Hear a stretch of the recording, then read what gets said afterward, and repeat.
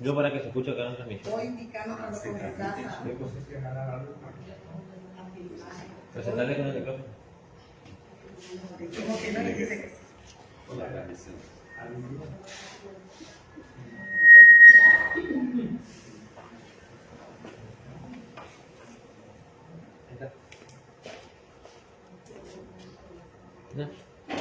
Buenas noches a todos. Buenas noches a todos. Siguiendo con las actividades organizadas para la Semana de la Comunidad Italiana, que viene a cumplirse en el mes de junio, la Dirección de Cultura de la provincia de Corrientes, junto con el Museo Histórico Provincial, Teniente de Gobernador Manuel Cabral de Melo y Alpoín, su director, el licenciado Miguel Fernando González Ascuaga, tenemos el gusto en el día de la fecha de seguir con esta serie de conferencias. En el día de hoy nos acompaña el licenciado Julio Carmelo Goitia, referente de la cultura y del Museo Histórico, y a su vez es el presidente del Instituto Correntino de Ciencias Genealógicas.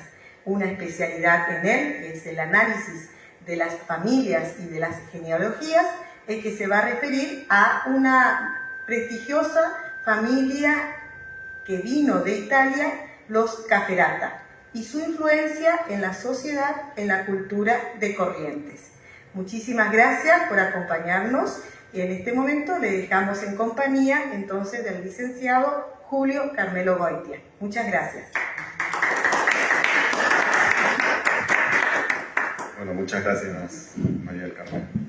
Muchas gracias a todos. Primero, agradecer al Instituto de Cultura de la provincia de Corrientes, al Museo Histórico, a su director, el licenciado Fernando González Ascuaga, por esta oportunidad. Y agradecer también a un amigo, Fernando Quevedo Orden, por unas fotos que gentilmente me prestó para este momento. Bueno, los Cafferata. Esta charla surge a partir de un trabajo genealógico que realicé y que publiqué en el boletín número 15 del Instituto Correntino de Ciencias Genealógicas en el año 2016. Enmarcado, ¿no es cierto?, en la Semana de la Cultura Italiana. Justamente estamos festejando este 2 de junio pasado, fue la Fiesta de la República, Festa de la República, y se conmemora el referéndum popular realizado en esa fecha en el año 1946, cuando por sufragio universal los ciudadanos italianos fueron convocados a decidir si el país debía seguir siendo una monarquía o convertirse en una república, tras la finalización de la Segunda Guerra Mundial y la caída del fascismo. Italia se había constituido en una monarquía bajo el gobierno de la Casa de Saboya en 1861. Víctor Manuel II fue coronado rey de Italia, sucediéndose luego Umberto I, Víctor Manuel III y Humberto II, hasta el año 1946, año en el que Italia es proclamada república luego del mencionado plebiscito. Recordemos que durante el siglo XIX tuvo lugar numerosas batallas en la actual Italia, que logró la unificación de los distintos estados en los que estaba dividida la península, que culmina en 1871. Fue un proceso muy complejo, pero las voluntades políticas y de los ciudadanos que compartían en una gran mayoría una misma cultura, idioma y religión, lograron este objetivo. Quisiera mencionar a Giuseppe Garibaldi también, que fue una figura clave en este extenso proceso. Pero ¿qué pasaba en la Liguria, que es el lugar donde nos interesa porque de ahí eran nativos esta familia, los Cafferata, en la primera mitad del siglo XIX? Los investigadores e historiadores como Fernando Devoto nos indican que los ligures estaban emigrando en regulares cantidades en fechas tempranas, primeras décadas del siglo XIX. En primer lugar a la vecina Francia o a varias regiones de la cuenca occidental del Mediterráneo, y luego más tarde también a diversos destinos de América del Sur y en pequeño número a ciudades norteamericanas. Los ligures eran empujados a emigrar por la decadencia de la pequeña industria textil basada en el trabajo a domicilio, por el debilitamiento de los pequeños centros de intercambio comercial costeros y por la crisis de la marina mercante a vela y de las pequeñas industrias navales a ellas vinculadas. El proceso era favorecido por el emplazamiento marítimo de los lugares de inmigración y por la existencia a partir de ello de una amplia red de informaciones sobre otras sociedades. con las cuales estaban en contacto una larga tradición marinera. Por eso no es casual que, según el censo de 1855 practicado en la ciudad de Buenos Aires, el 94% de los 652 habitantes italianos del barrio de La Boca provenían de la Liguria. Esta población había comenzado a establecerse en ese distrito a principios de la década de 1830. Fue un proceso del cual poco se sabe, pero sin duda no estuvo desprovista de conflictos. Aún así, los italianos consiguieron dominar con amplitud la vida económica y social en La Boca. Claramente, La Boca constituía un lugar privilegiado para las actividades marítimas de bajo calado, ya que el riachuelo era el único refugio natural apto para el fondeo y la reparación de navíos pequeños de la ribera de la ciudad.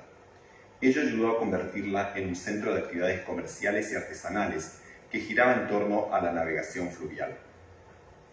Desde la época de Rosas, los genoveses lograron controlar una parte significativa del comercio náutico, interno y aún del internacional de corto radio, en especial a lo referido al abastecimiento de frutas a Buenos Aires y otras ciudades cercanas. También lograron desplazar a otros grupos en el proceso de construcción y reparación de las pequeñas naves utilizadas en el tráfico. Como resultado, pequeñas colonias de ligures relacionadas entre sí por lazos familiares o comerciales y compuestas por artesanos, marineros y mercaderes, se instalaron no solo en La Boca o en Montevideo, sino también en pequeñas ciudades costeras a lo largo de los ríos interiores, ciudades como San Nicolás, Paraná, Goya, Paysandú, etc. Hacia 1855, la ciudad de Buenos Aires se estaba transformando aceleradamente. El proceso ya se había iniciado en los últimos años del gobierno rosista y se aceleró aún más tras su caída en 1852. A partir del fin de los conflictos exteriores y de una coyuntura económica internacional favorable. Quiero comenzar en este punto a introducir a nuestros dos personajes que han dado inicio a esta familia genovesa en nuestro suelo, al menos en la rama que nos ocupa, porque seguramente habrán llegado otras con el mismo apellido en la misma época. Se trata de Nicolás y don Antonio Caferata, que habían nacido en Recco, una pequeña localidad en la provincia de Génova. Acá en la imagen número 1 vemos la partida de bautismo de Florencia Raquel Caferata y que indica claramente el lugar de nacimiento de Nicolás. No se lee bien, pero bueno, dice en la provincia de Génova, municipio de Recco, nacionalidad italiana.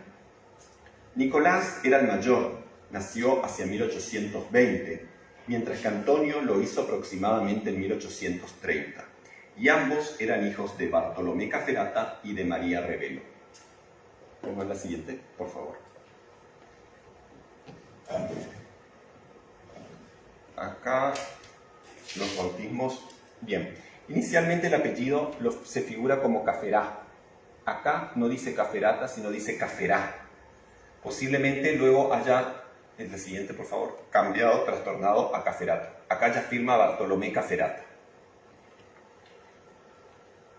Podemos ver la siguiente, la 4. Este es el retrato de Nicola Caferata, el mayor de los hermanos. Desconocemos el año exacto, pero el diccionario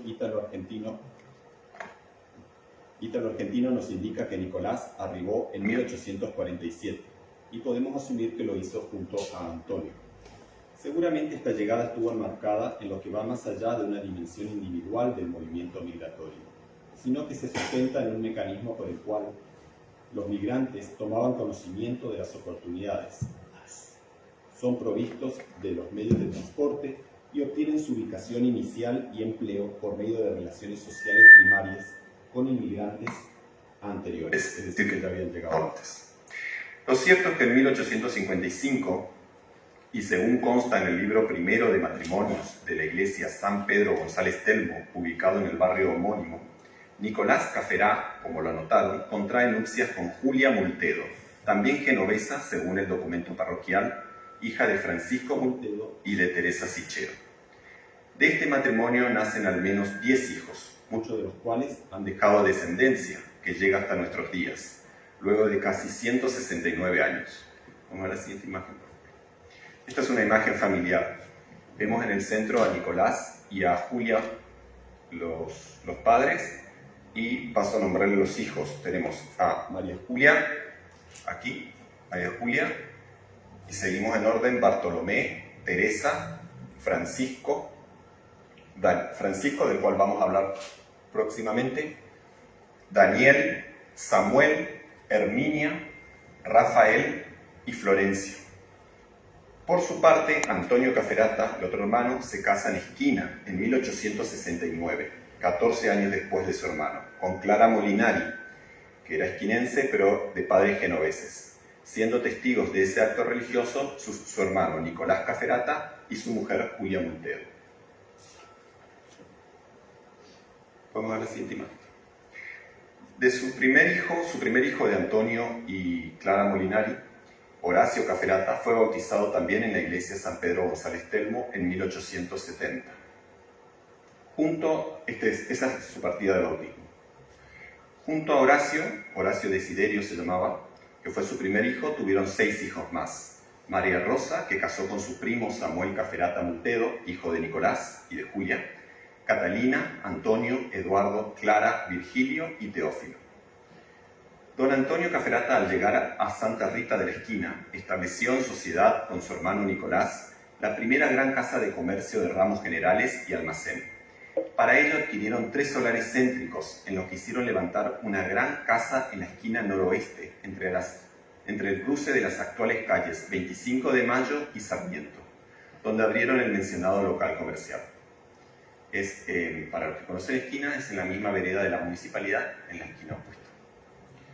La casa comenzó a funcionar en 1866 bajo la firma Nicolás Caferata Hermano y Compañía, y 2 décadas después cambió a la de Caferata y Multedo.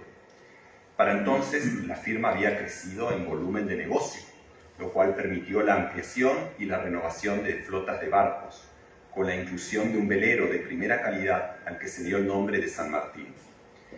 Otros 20 años después, hacia 1906, la firma social se disolvió. Asimismo, la razón social poseía extensiones de campos en los departamentos de Esquina y Goya, los cuales eran manejados por los hermanos. En el año 1874, la firma Nicolás Caferata y Hermano realizó una experiencia inédita hasta entonces y en algunas especies únicas en la provincia. En su estancia Santa Rosa se sembró maíz, maní, lino, mandioca, batata, papa, zapallo, sandía, melón, tabaco, algodón, café, cacao, caña de azúcar, remolacha, frutilla, porotos y azafrán. Salvo el café, que dio granos chicos, el cacao, que no fructificó, y el ananá, que dio una producción mediocre, todos los demás fueron promisorios. Lo mismo que el girasol, que era transportado en sus embarcaciones para ser vendido en Santa Fe, Rosario y Buenos Aires, donde estaba su casa matriz, haciéndolo durante más de 30 años. La sociedad comercial llegó a ser propietaria de 7 embarcaciones, la más grande del puerto de Esquina. Sus nombres eran Tacurú y Esquinera, que se utilizaban para el transporte de carbón, San Martín, Río Corriente, y Santa Clara para el transporte de ramos generales, y Sargento Cabral y Cuando te vi para postes y tacuaras. 2 de los hijos de Nicolás y de Julia se asentaron en Esquina con su tío Antonio. Ellos fueron Samuel, que se casó, como dijimos, con su prima hermana Rosa Caferata Molinari, y Juan Daniel, que se casó con Isabel Soto Fernández, descendiente de antiguas familias correntinas. Era hijo de Juan Pablo Soto Díaz Colodrero, pertenecía a familias de conquistadores y primeros pobladores de esa zona, como Gómez de Aguiar, Cabral de Alpoín, Gil Fernández de Leusa, Alonso de Hidalgo, Pedro Casajús, Díaz Colodrero, Soto, etc. También una hija de Nicolás pasó a Esquina, María Julia Caferata, quien forma familia con el comerciante español Moisés Torre, y quien tuvo una preponderante actuación en la sociedad esquinense de principios del siglo XX. Bueno, en este punto quisiera destacar a 5 personalidades, a 5 descendientes de estos genoveses, que sobresalieron en su actuación privada y pública. El primero de ellos, el cuadro 7 puede ser, por favor. Antes, por favor, el anterior. Hay un PDF para guiarlos.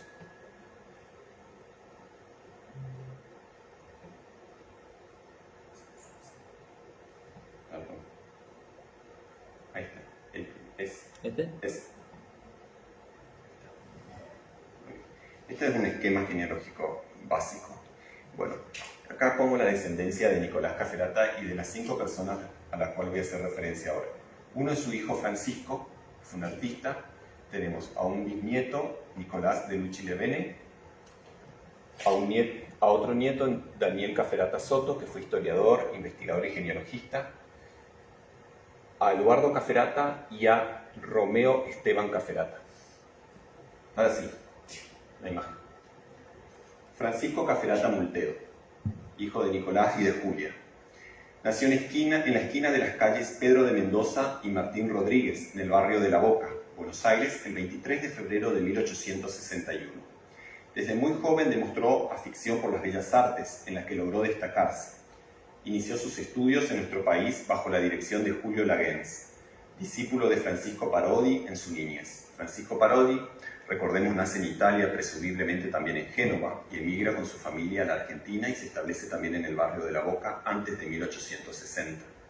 En ese barrio Parodi modela mascarones de proa y se desempeña como hábil artesano. También practica la escultura y entre sus obras de su autoría existe una talla del general Mitre que ingresa en donación al Museo Porteño que lleva su nombre en 1967. La siguiente imagen. Esta era la casa en donde vivían Francisco Caferata Multedo y Parodi en esa esquina, Martín Rodríguez y Pedro de Mendoza, en el barrio de La Boca, frente al riachuelo. En 1877 viajó a Europa Francisco y se instaló 8 años en Florencia, formándose junto a los escultores Augusto Passaglia y Urbano Lucchesi, representantes del eclecticismo escultórico decimonónico, en la Real Academia de Bellas Artes, donde tuvo por compañeros a Lucio Correa Morales y a los pintores José Buquet, Ángel de la Valle y Augusto Gallerini. Caferata tiene una obra que supera los límites de la glorificación de próceres y se muestran en la niñez de Giotto y Cabeza de Esclavo, ambos en el Museo Nacional de Bellas Artes, en Cabeza de Mulato y figuras funerarias como Meditación y el Dolor. Otras obras se pueden ver en el Museo Histórico Nacional, en el de Bellas Artes de La Boca, Benito Quinquela Martín, y Provincial de Bellas Artes de Mendoza. Gran parte de la obra más importante y expresiva de Caferata tiene como tema central la esclavitud, el negraje y el mestizaje. Fue un romántico, un apasionado y como tal un misterioso. Sintió la fascinación de las formas armónicas y la transmitió de un modo sincero. Una calle de la ciudad de Buenos Aires lleva su nombre. La Ilustración Argentina publicó en 1887 un artículo sobre su personalidad. Su retrato ha sido realizado por su amigo Augusto Ballerini en Florencia en 1878, óleo existente en el Museo Nacional de Bellas Artes.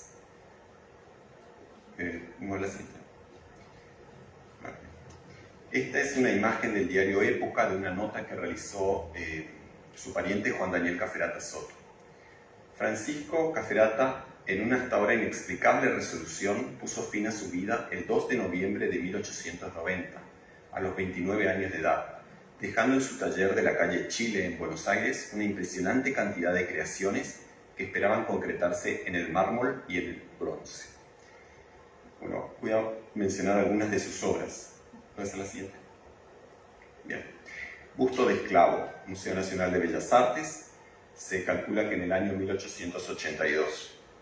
En esta pieza el personaje no es un criado ni un soldado, tampoco un vendedor ambulante como se solía representar en el arte del siglo XIX.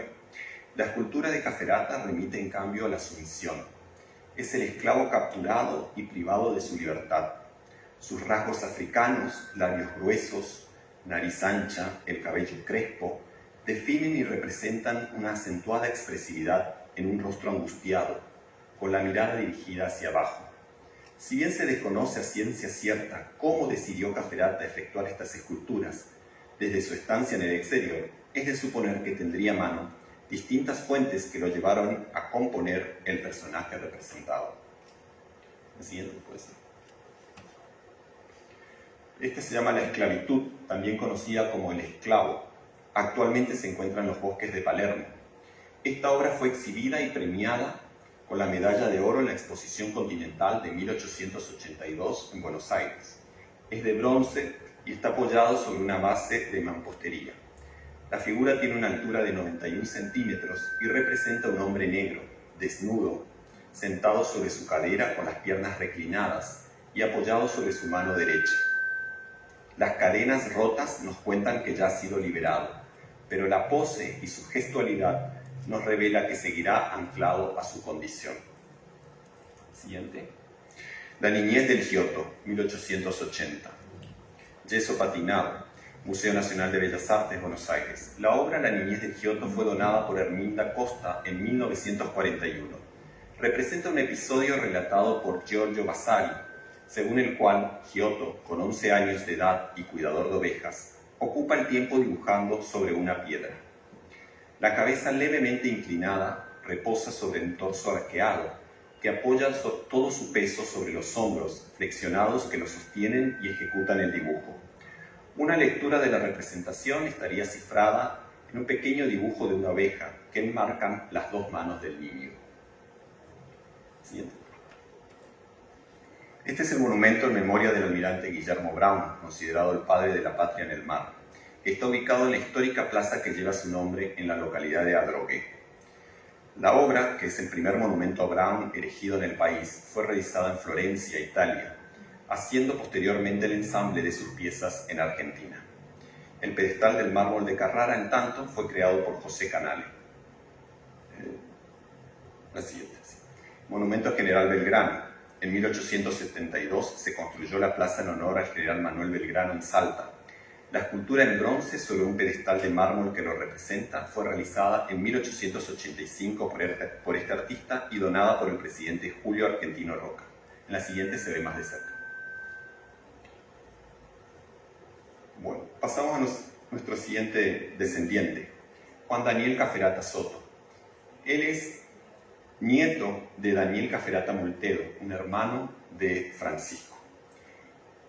Nació en Esquina el 24 de junio de 1924, hijo de Julio Jacinto Caferata Soto y de Agustina Soto Fernández, su prima. Profesor, historiador y genealogista, miembro de número de la Junta de Historia de Corrientes y miembro fundador del Instituto de Ciencias Genealógicas de Corrientes. Desarrolló una intensa actividad docente en la Escuela Normal Dr. José Alfredo Ferreira, de donde egresó en 1942, y también estuvo a cargo de su dirección en 2 oportunidades. Ejerció la cátedra de dibujo técnico en la entonces ENED número 1, Dr. Juan Ramón Vidal.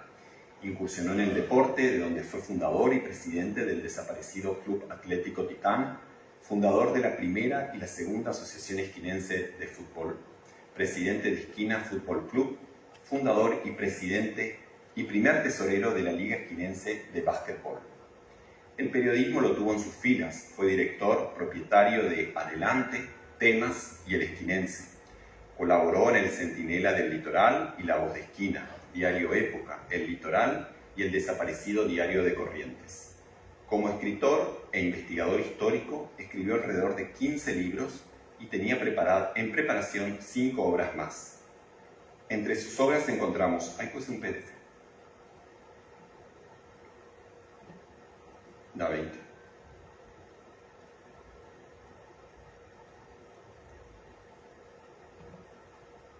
Entre sus obras encontramos Historia de Santa Rita de la Esquina, por la cual recibió el premio Pedro Ferré, instituido con motivo del 4º centenario de la fundación de la ciudad de Corrientes en 1988, Vocabulario Geográfico Correntino, y otro es La Verdad, el Error y lo Falso. Las distintas instituciones provinciales y nacionales lo tuvieron como miembro, como dijimos, la Junta de Historia de Corrientes, Instituto Genealógico Correntino, Sociedad Argentina de Historiadores, Instituto Argentino de Ciencias Genealógicas. Participó en distintos congresos de la especialidad que se realizaron en Córdoba, Buenos Aires, Paraná y Corrientes.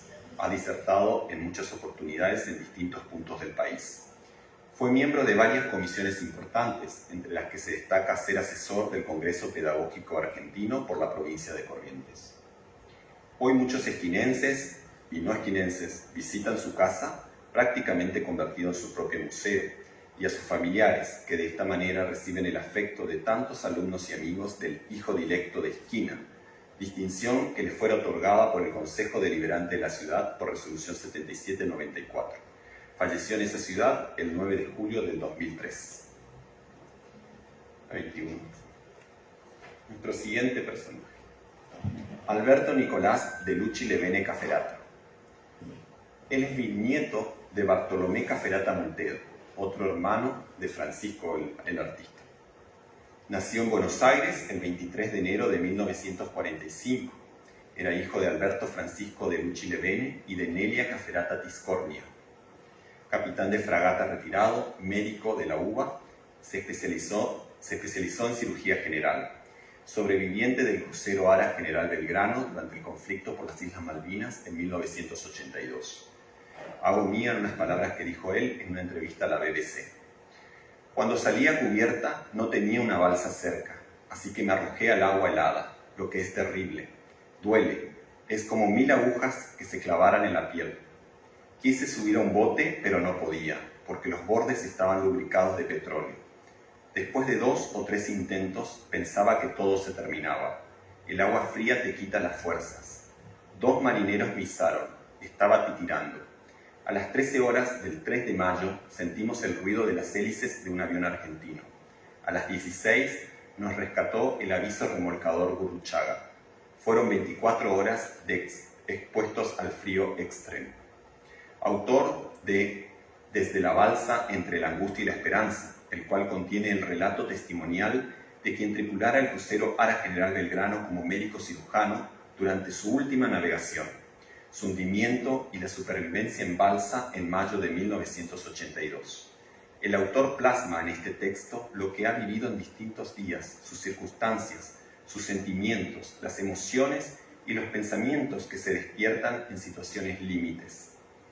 El hundimiento del crucero Ara General Belgrano, la búsqueda de sobrevivientes en el mar y el rescate de los náufragos, con todos los ejemplos de sacrificio, abnegación y heroísmo que se vivieron allí, pertenecen al tesoro espiritual de nuestra nación. El siguiente personaje, del cual no tengo fotos, se llama Romeo Esteban Cafferata, nacido en Buenos Aires también el 25 de mayo de 1918, y era nieto de Nicolás Cafferata Moltedo, otro de los hermanos de Francisco.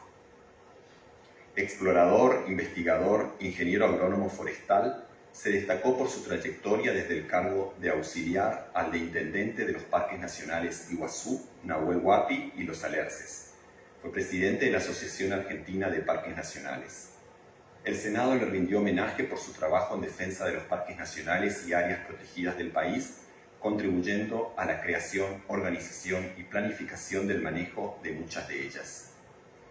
Un fragmento de la resolución de la Cámara de Senadores reza: nunca dejó de pelear por la conservación, teniendo bien presente que la preservación o la destrucción de la naturaleza depende del accionar de los hombres, y que no hay hecho pequeño.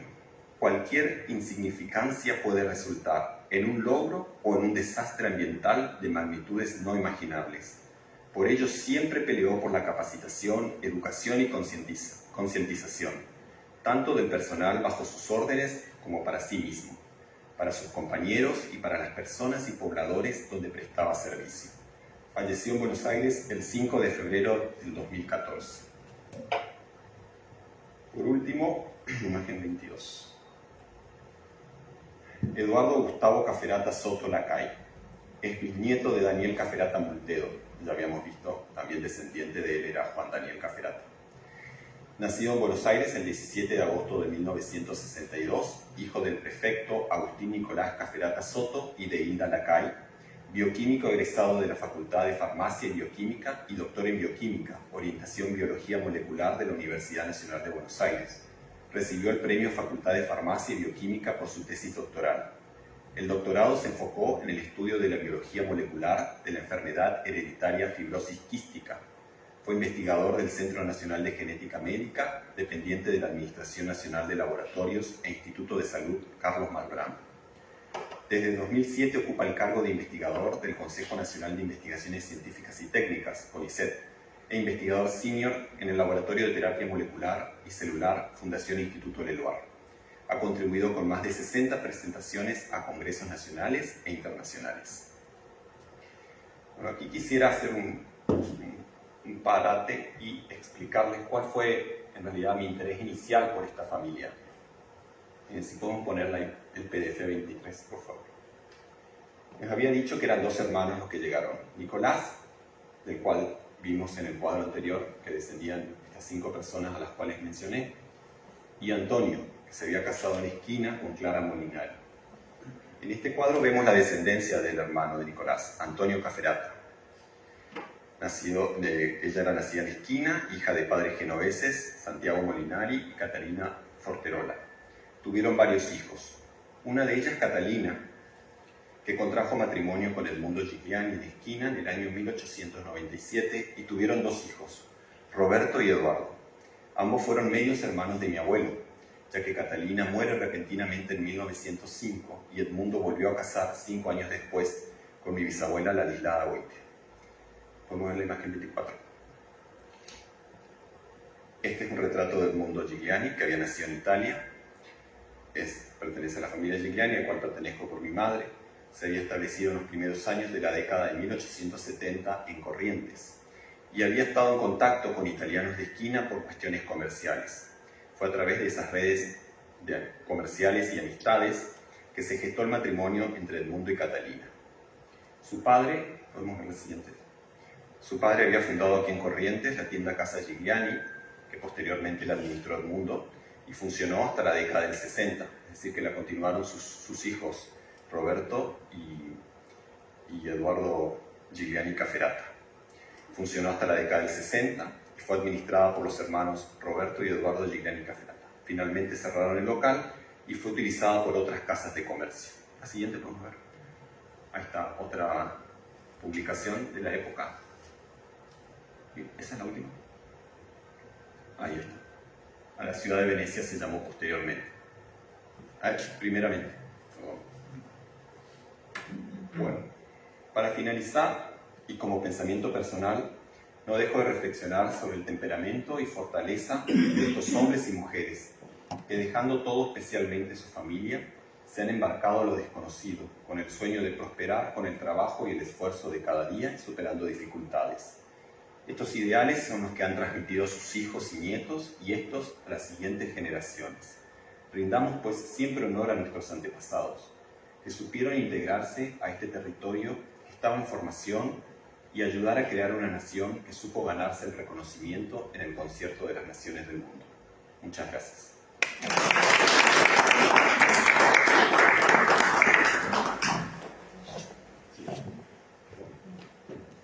¿Puedo hacer una pregunta?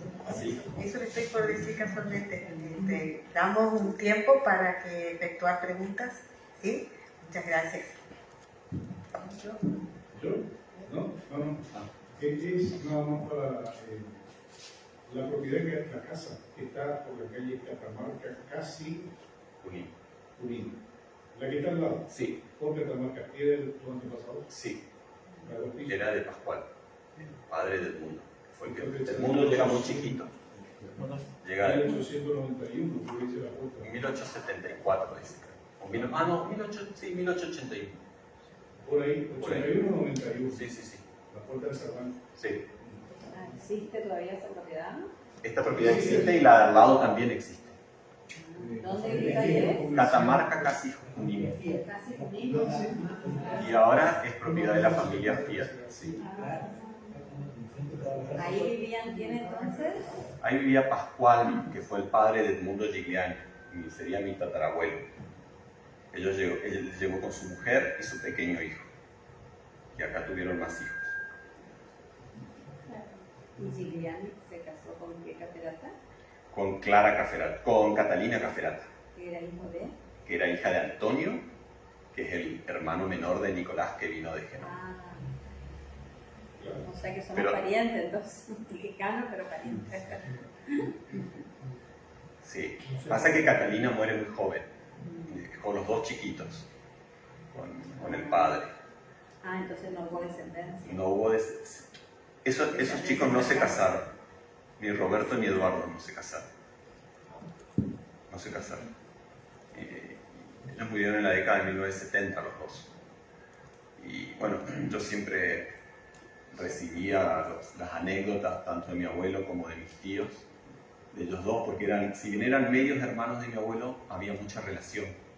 O sea, ellos inclusive visitaban mucho a la que luego fue su madre, su madrastra, digamos. Fea palabra, pero bueno, es así. Igual pudo haber algún hermano del mundo que haya tenido descendencia, porque yo he escuchado ese apellido aquí, Giuliani. No, Corrientes. Edmundo tuvo dos hijos después en su segundo matrimonio. Uno fue mi abuelo Guillermo. Digo que a lo mejor vino un hermano de... No, tuvo varias mujeres solamente, que se casaron. No, tuvo solo mujeres. Una se llamaba Ercilia, que se casa con Wando, y otra se llamaba Clotilde, que se casa con Gómez, de los Gómez Giuliani, después que fue Gómez. Son familia de mi hija, por eso te digo que... Sí, ahí, ellos son Gómez Giuliani, son de una hermana de Edmundo sería. Sí. Y Edmundo después tuvo dos varones más en su segundo matrimonio. Y uno es Jorge, fue Jorge Giuliani, que se casó con Nela de Simón. Perdón. Sí, dígame, doctor. ¿Dónde se entronca la familia Sichero? Bueno, ese es otro apellido muy común, porque Sichero también hay acá por Lotero. También Caferatas son Lotero. O sea, son muchos Caferatas que vinieron. Yo no los entronco acá a la Argentina. Posiblemente en Génova, inclusive son de distintos pueblos, así que tampoco sé. Caferata. Sauce también. Sí, en Sauce también hay Caferatas, porque tenían campo también. Se instalaron en Sauce. Sauce Quim. Caferatas hay muchos. Yo cuando hice la investigación encontré un montón de caferatas en Buenos Aires. No sé si son hijos de Bartolomé Caferata y María Rebelo. Bueno, Sichero tenía terreno ahí donde sería el puerto Italia. Claro. Sí, toda esa parte se llama Sichero, actualmente se lo conoce como Sichero. Pero después se trasladan a Buenos Aires una parte por lo menos y tenían tierras en las inmediaciones del club Boca Juniors. Sí. Son genoveses, ¿De dónde son? son ligures, digamos, pero el parentesco exacto, si hay realmente un parentesco en Argentina, no. Posiblemente sí. Lo mismo pasa con Gotuso, pasa con Del Piano. Son apellidos que vienen de esa zona. Sí. Arbo también viene de Génova. Arbo. De Génova. Sí, ahora mismo hay como aproximadamente 200 familias ligurias que son caferatas. Sí, seguro.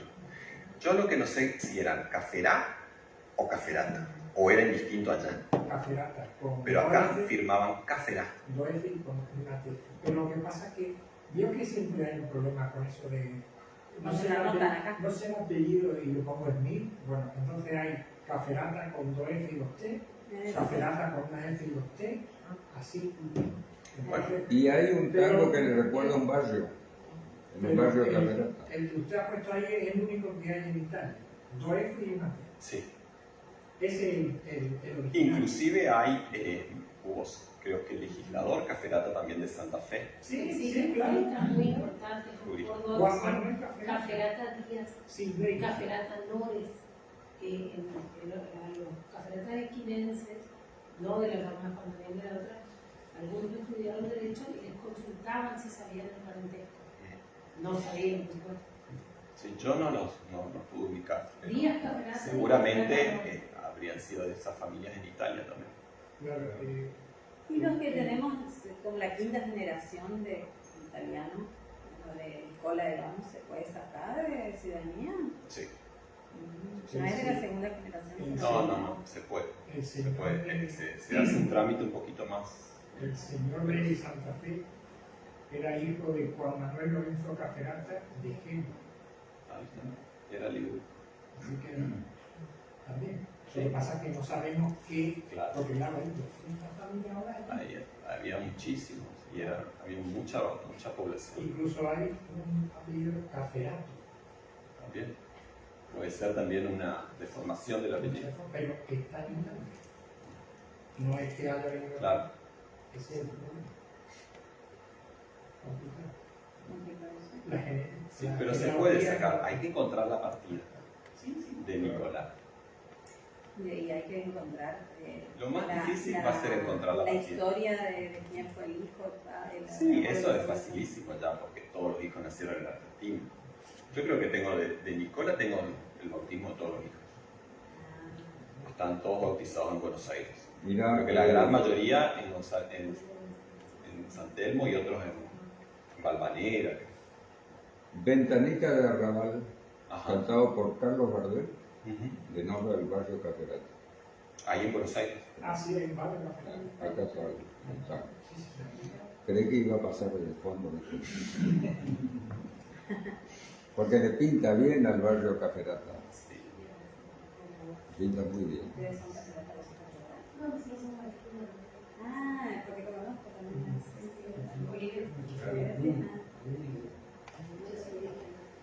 Sí. Permiso. ¿Está bien listo? Acá está la primera cita. Acá está el Sí, vamos a darle el cierre entonces. Para la filmación, de hacer organos para la filmación.